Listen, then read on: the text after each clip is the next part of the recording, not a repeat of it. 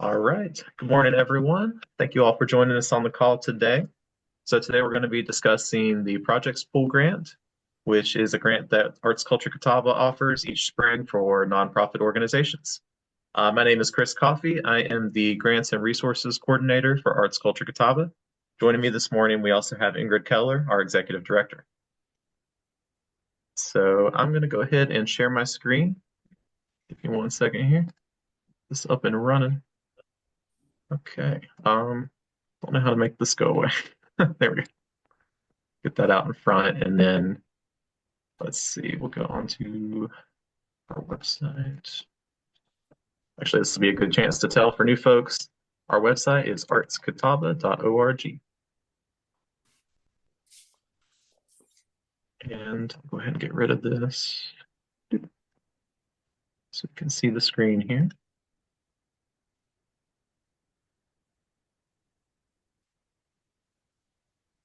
Okay, so go over to the Grants and Scholarships tab up here. And you can see we have the featured grants. These are the grants that are currently offering right now this spring. You can scroll down to organizations, and Projects Pool Grants are right here.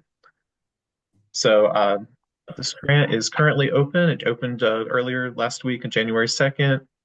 The applications are going to be due on March the 20th, and the panel presentation date is April the 7th.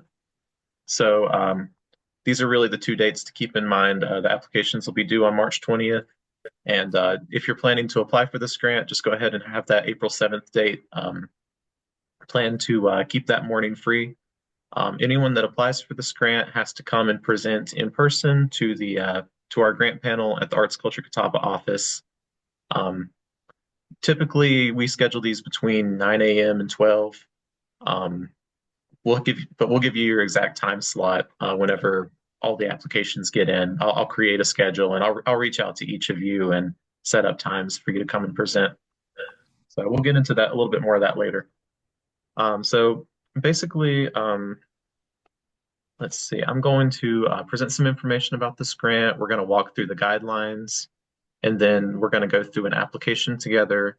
I'm going to fill it out so you can see exactly how the whole process works. And then at the end, I'll take questions. So let's go ahead and get into what the grant is. So as you can see here, there's a brief description. Nonprofit organizations are awarded grants for projects that encourage innovative arts projects that will enhance and strengthen the cultural community and broaden the services offered to Catawba County citizens. Project Pool Grants, which are administered by Arts Culture Catawba, are made available by the North Carolina Arts Council through the North Carolina Grassroots Arts Program. Additional dollars are added by Catawba County government and 5 municipalities, including Maiden, Catawba, Conover, Hickory, and Newton. So I think this description just kind of reiterates that again. And here are those dates again. March 20th is when the applications are due by 5 p.m. on our online application form. And then the applicants should be prepared to appear before the panel on April the 7th. That's on a Monday.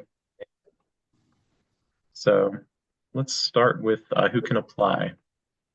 Really, any organization that has a 501c3 nonprofit tax status can apply for this. They don't necessarily need to be an arts organization or a cultural organization. Really, any nonprofit can apply as long as their project fits the criteria of this grant, usually some kind of arts-related project. So also, organizations must have been active 1 year prior to making an application and be governed by a representative board. There are basically 2 exceptions to this. Colleges can also apply if the project that they're applying for is a public event. So if it's something that is open to the public, then they can also apply for this program as long as it's not just exclusive to their students. And also schools can apply for arts education programs. And also organizations outside of Catawba County can apply if the proposed project takes place in Catawba County. Individual artists cannot apply for this one. This is really more of an organizational grant. However, if an organization is applying for a project, they can hire and contract individual artists, but the organization needs to be the one filling out the application. So these are the priorities for funding. The first one is for qualified arts, science, and history organizations, such as these. Second priority is for arts learning and arts and education programs. And the third priority includes community, civic, municipal organizations that provide quality programs and experiences conducted by qualified artists. So that really gives you the priority breakdown there. Going into the funding section, the grassroots funds must be matched dollar for dollar with cash raised locally and spent on the same project or the same fiscal year for which funding is requested. So we do require a match for this grant. Basically, if you this grant isn't really designed to completely fund your project. It needs to be matched in a one-to-one ratio. The matching funds don't exactly need to be in hand at the time of the application, but they can be anticipated. Like if you're anticipating ticket revenue for one of your events, or you can include that in your match, or if you have other potential sponsors that are still pending, as long as you have a plan in your budget and you show in your project budget that you're matching whatever grant amount you're requesting, then you should be fine. And also, there's just a clarification there that in-kind contributions also don't really count for the match, so you can't really include that for that. But you can still include them in your budget just to show evidence of support. And an organization may submit 2 applications per granting period. Typically, we only do 1 granting period a year in the spring. This last year, we did end up doing a second round, but so we did have some organizations apply with 2 applications, but no more than 2 per year.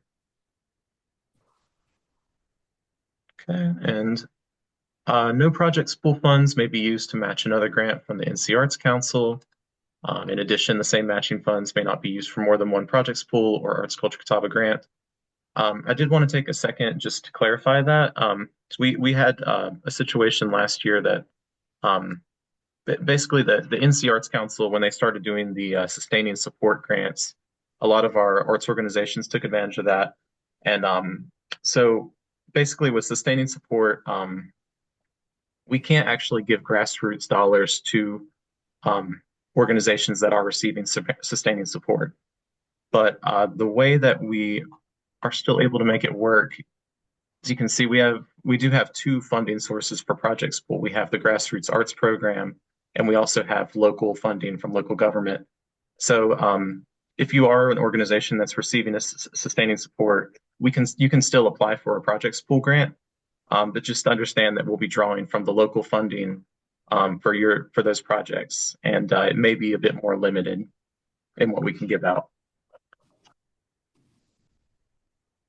Okay, and the same goes with science and history organizations as well. So science, history organizations, and sustaining support recipients all are going to be drawn from our local government funding because we can't give grassroots funding to any of those. Okay, so funds may not be used for deficit funding. This is just a couple other things here. Funds may not be used for permanent personnel, capital expenditures, etc. It's really more project-based than for permanent equipment or more permanent things for your organization. All funds must be administered in compliance with the Fair Labor Act, Title VI Civil Rights Act, Rehabilitation Act, and Title IX, if applicable. So the maximum you can apply for is $10,000, and a cash request form is required to receive funds. One thing I always want to be clear about this. So 1/2 of the grant award can be requested prior to the project date, and then the remaining half will be requested upon completion of the project with the submission of the final report form.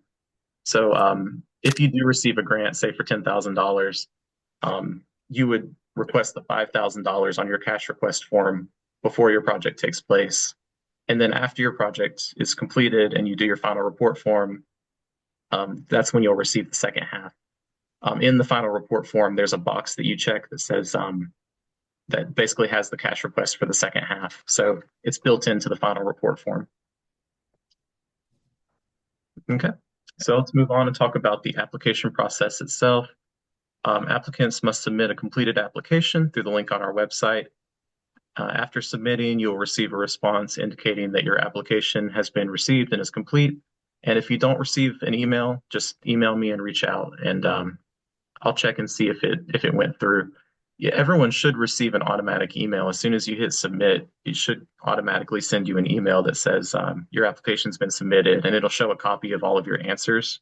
So if you don't receive an email like that, then it's likely that something went wrong. And just reach out to me, and I'll make sure that we got your application.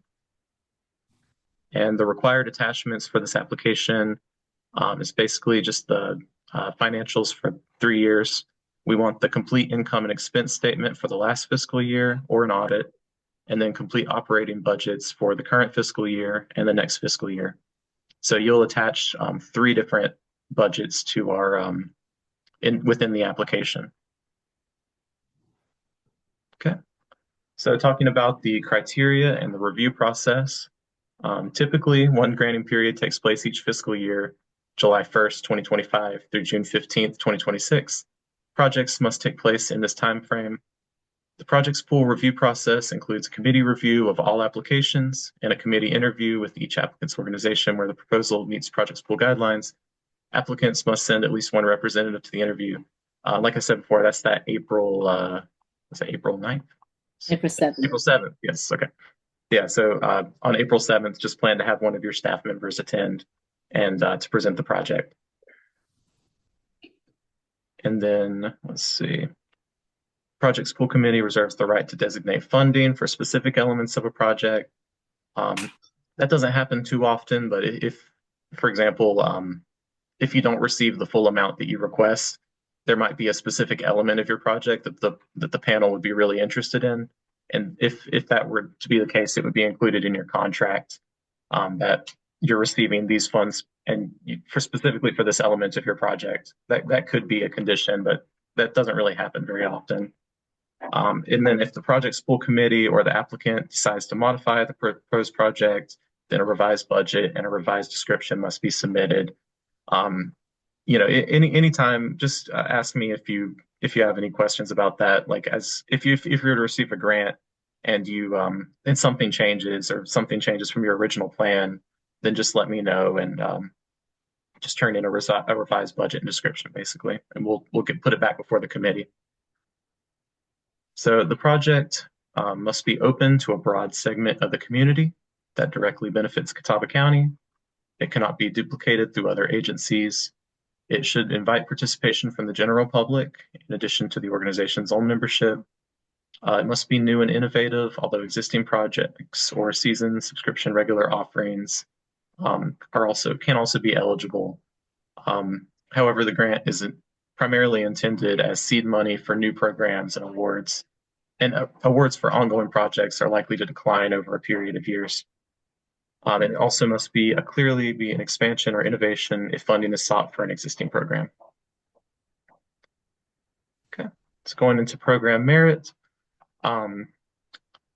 The Project School Committee will give priority to projects and organizations demonstrating these qualities. I won't go through them all, but you can go through this list as you're working on your application. And if any of these apply to your project, just be sure to include it in your application and your narrative so we know. That will definitely help your application if any of these elements apply to your project. Okay. So if funded, each grant recipient will be required to sign a contract with Arts Culture Catawba. And also, we'd also ask that everyone includes this in all their publicity, promotions, printed programs. We have the credit line and the files of our logo on the grants page. You can go on there and look at exactly how to credit us for each type of grant, including this Project School grant. And with this one too, I should mention the NC Arts Council. You'll also want to include them. I think it's all in the document, like I said, on the grants page. But you'll also want to include the NC Arts Council and their credit line as well for Project School grants. And a final report is mandatory. The final report form is on our website. It's right underneath the application. So whenever you finish your project, you'll do the final report. As I mentioned earlier, we have the cash request integrated into that final report. So that'll also be the method in which you get your second half of your grant. Okay, so that pretty much takes us through the guidelines. These are some tips for the online application form, but we're about to go through an online application together, so I think I'm really going to cover all this while we're going through it. So let's go ahead and jump into the application. So coming back to this page, we've got a couple buttons here. We've got the guidelines. This is a sample application if you just want to look at it ahead of time. It's just a PDF that shows all of the questions. And then we have the application form itself here for the 25-26 year. And underneath that will be the final report. Currently, we got the 24-25 for the folks still finishing up their projects from this year. So let's go ahead and look at the application form. Okay, so this might be new to some of y'all. We were using an online program called JotForms, and we actually switched this year to a just an internal form that's hosted on our website now. So the first thing you'll see is this warning sign here that says if you'd like to save your application at any point, you can create an account here in order to do that. So you have to create an account in order to save your application. I've already got one created. I'm going to just sign into it to show you what it looks like.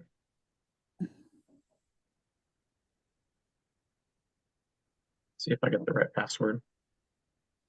Yep, that's it. Okay. And once you're signed in, you'll now see a Save for Later button that populates there next to the Send button. And also you'll see a black bar at the top that says My Dashboard and Sign Out. And once we get to the end of this, I'll show you how the save feature works. But that's really the first step you need to do if you plan on saving this application and coming back to it later. Just make sure you create an account first and you're signed in.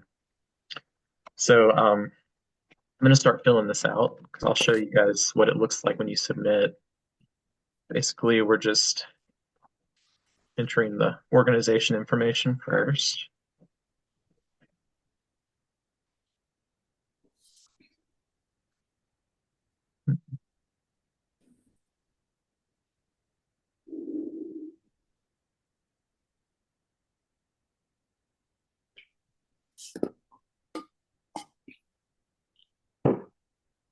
And there's a little note here that tells you the copy of the application will be sent to this address. So whatever email address you enter here, just make sure it's the correct one that you want to the application to be sent to once it submits.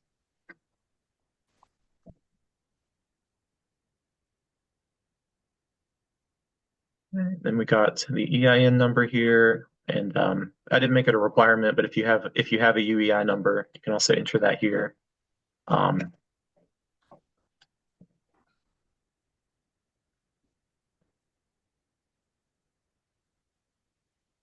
Okay, this is where you'll put the description of your organization. It's a maximum of 3,000 characters. As you can see here, it says, please give a brief description of your organization, including your mission, board and staff composition, current arts programs and services, and number and kinds of people served.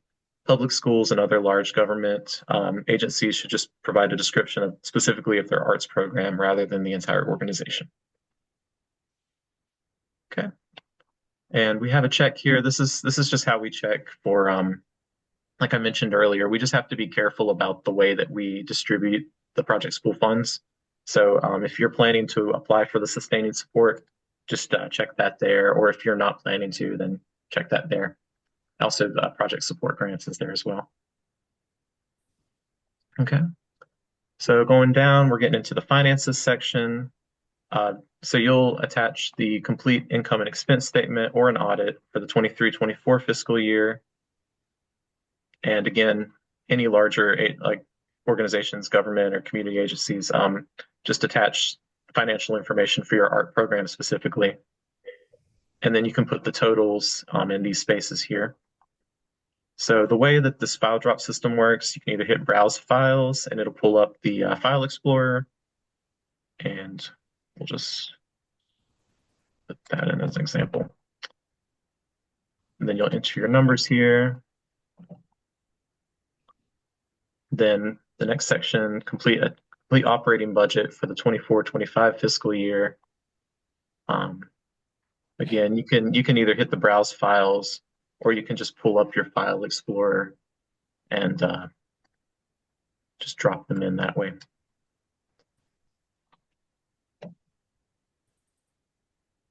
Then finally, a complete operating budget for the 25-26 fiscal year.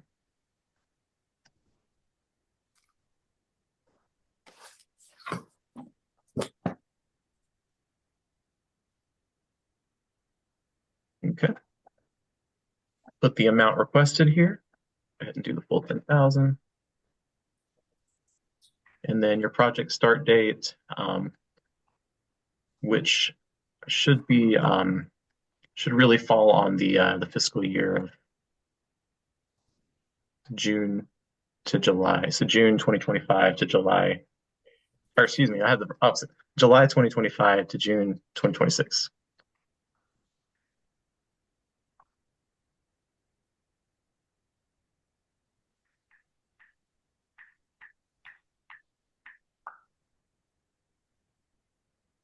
Okay, so going into the project narrative.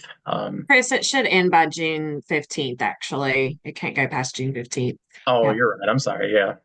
Yeah, our fiscal year goes to June 30th. So we need all of we need projects done by the 15th so we can get everything processed for our fiscal year. All right, thank you for that. Okay, going into the narrative here, put a brief project title or summary description. This can be very brief.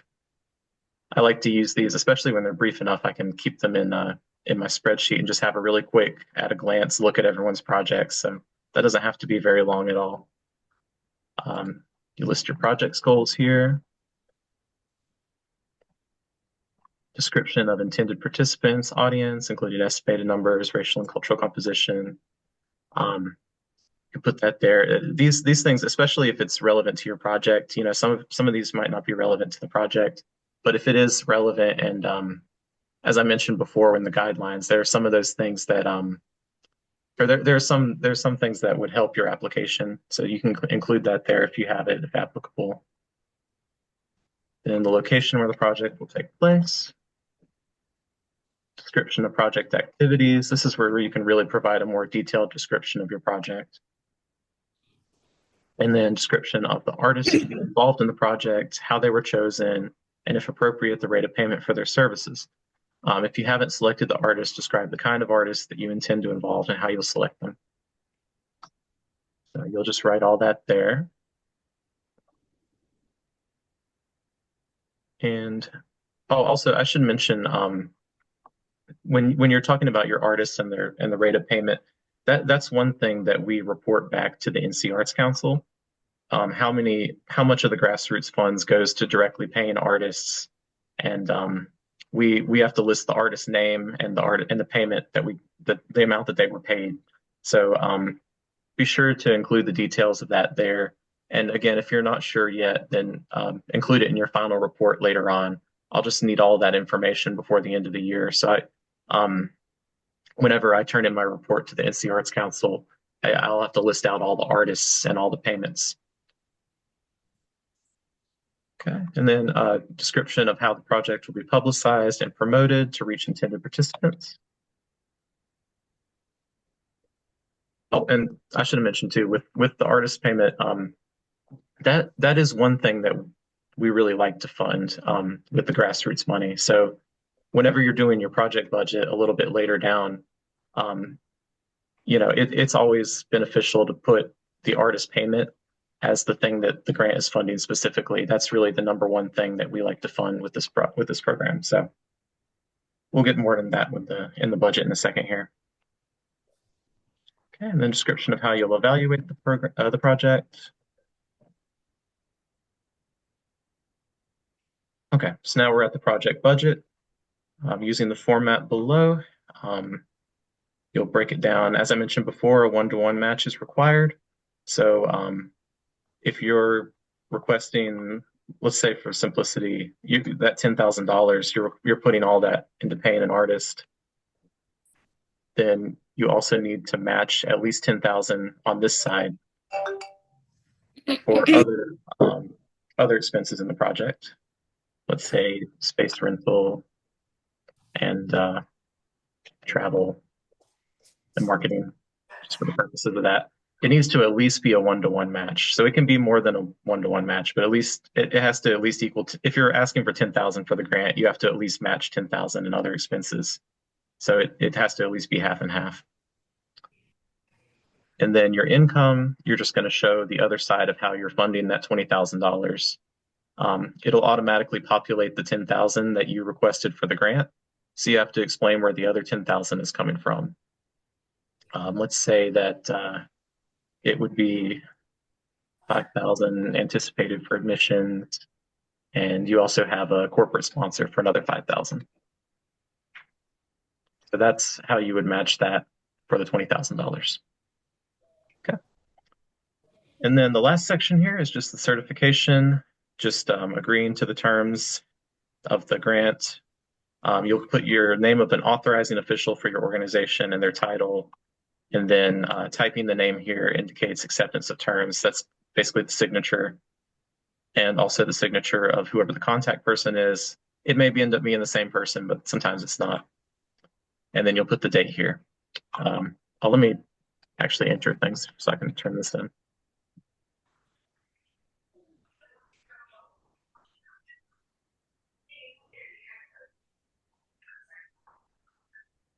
Okay, so you'll just hit I'm not a robot.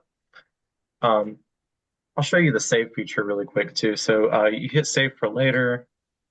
That will save your application. And then whenever you want to access your application again, if you're signed in on our website, on this black bar up here, you'll go to My Dashboard. And you'll see incomplete grant and scholarship applications. And it'll be right there. So you can just jump right back in and keep working on it. I will say this was in my tips on that other page, but I always strongly advise that you do this outside of this online form. Anytime I'm working on a grant application, I always do the narrative section in a separate Word document. Just because sometimes things happen, glitches on the website or something on my end, and you may end up losing all of your progress.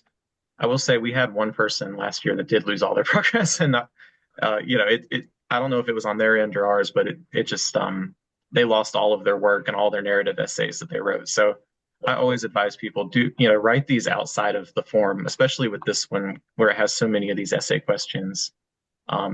Write it somewhere outside of the form and save it, and then when you're ready to submit, go in and paste it into everything. Just keep the character limits in mind as you're writing. Okay. So I think that covers all of that. So that's the application there. And then when you're ready to submit and you have everything, you'll hit send. And you'll get this message. Thank you, your entry's been received. Whatever email address you entered in, you should receive an email. Okay. I wonder if I entered my email wrong or something on the, might just take it a second. Well, anyway, you should receive, this was the last example I did for Innovative. It'll look like this. It says, we have received your grant application, and then you'll see all of the responses that you entered in.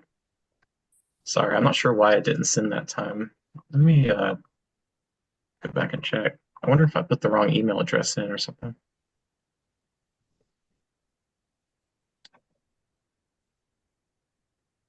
At Arts Catawba. Okay, well. Anyway, so that's what it should look like. And again, this is a good example. If it doesn't come in on your email, then reach out to me and we'll figure out if it actually submitted or not. I apologize. I don't know why it didn't do that. Okay. So that's also a good reason to, again, work on this outside of the form too, because you never know with technology. All right, so that takes us through the guidelines and the application process. So from here, I think I'm going to stop sharing, and I will take any questions that you all have now.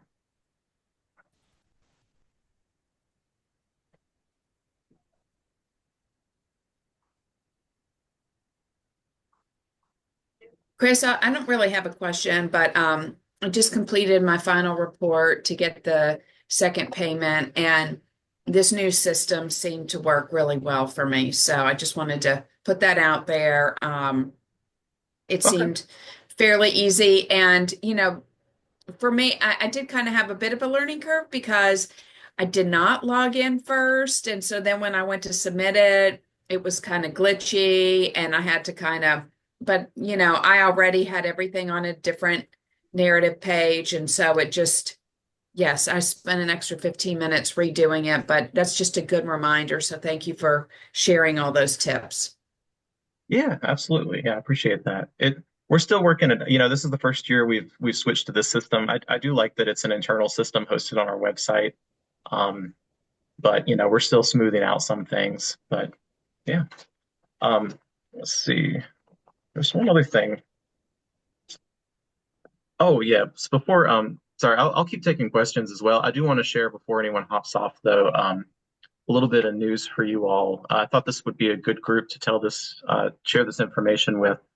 So this year, we have a stewardship committee now that we formed this year that is actually working on looking at our entire granting structure of all of our grant programs. And we're working on restructuring some of our grant programs to be more efficient and more effective. We're just looking at everything across the board and how we can make things smoother and more streamlined as possible. Um, so I will say, I'll share with you all, this is the last year that we're going to be using this particular system. We will probably be making some changes to our grant programs next year just to make the entire process more streamlined. I know a lot of arts organizations, a lot of the ones around here apply for the same grants every year, and it's always multiple applications, and it's a lot of paperwork and a lot of hoops to get everything filled out and get your money. So we're trying to figure out how to make that whole thing more streamlined to where it's maybe more like one application process per year that's helping with multiple things. Um, I don't have a lot of like a lot of detail to share about that yet, but I did just want to let you guys know that that's coming next year. So this will be the last year of things as is with our grant programs. Okay, and so now that being said, Ingrid, do you have something you wanted to add? I was just gonna make sure to clarify. So when we say this year, we're talking about you're currently completing an application for the next fiscal year, so for the 25 to 26 fiscal year. So all of our grant making will remain the same in that year, but the changes that we're talking about implementing will start in the next fiscal year with your application process. But the actual, I guess, grant dollars that you would receive wouldn't change until the 26 July 1, 2026 fiscal year start. Does that make sense? So, because we're currently still in the 24-25 fiscal year, but you're filling out applications for the 25-26 year. So the changes, we're making slow incremental changes that, again, as Chris said, we're trying to make things more efficient so you all can fill out one application rather than three or four for different things. I have a question. This grant, specific one for this project, it has to be developed between, oh, yeah, I have it here, the dates, July 5th to June 15th. Has I to think be, it's just July 1st to June 15th. Yeah, from 2020 July 1st, 2025 to June 15th, 2026. okay, thank you. Yeah, no problem.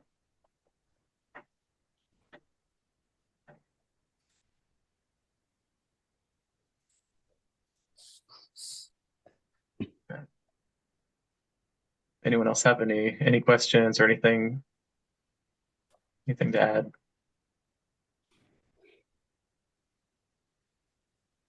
Are you sending all this information, Chris, via email again? Yes, I'm recording this whole workshop. I'm going to send it out to everybody that signed up for the workshop. Okay, thank you so much. Yeah, no problem.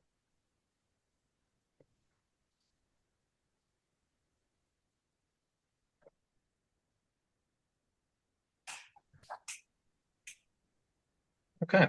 Well, I think if no one else has any other questions, if you think of anything else in the meantime, just feel free to reach out to me one-on-one. I'm also glad to have, get on the phone with y'all, or if you even want to swing by and just talk through your project and see if it's going to be something that's going to work for this grant. I know this is one of our more complex ones, so any questions that you have or any about the eligibility or whether it's going to work for you, just give me a call or let me know. Email me as well, grants@artscatawba.org. But yeah, for now, if no one else has any questions, we'll go ahead and adjourn for today. So thank you all. Thank you.